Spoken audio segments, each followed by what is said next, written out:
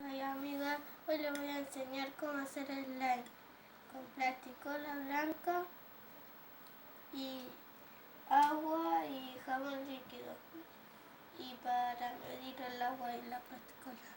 Primero echamos 75 de plasticola y 50 de agua. Yo ya lo puse los ingredientes para adelantar el video y no hacerlo tan largo. Le ponen primero la plasticola al bol y después el agua.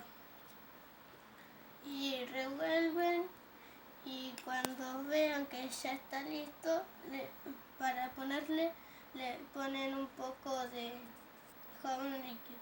Y revuelven y revuelven y revuelven hasta que le van quedando así el slime.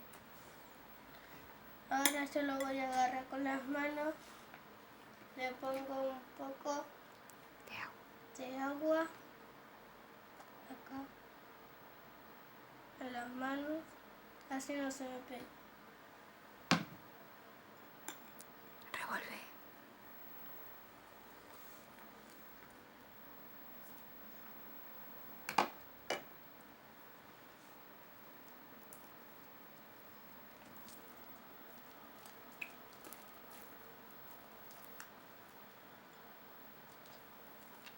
Tienen que amasar para que no se le pegue tanto y se le va despegando.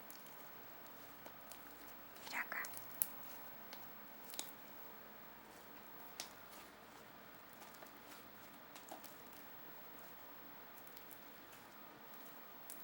Y así va quedando.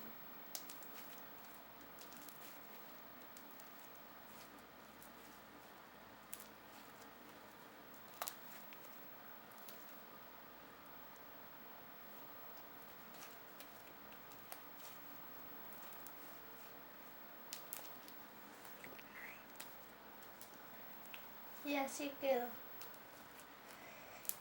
Déjenme en los comentarios más recetas de slime, y si les gustó este video déjenle un like y suscríbanse. Chao.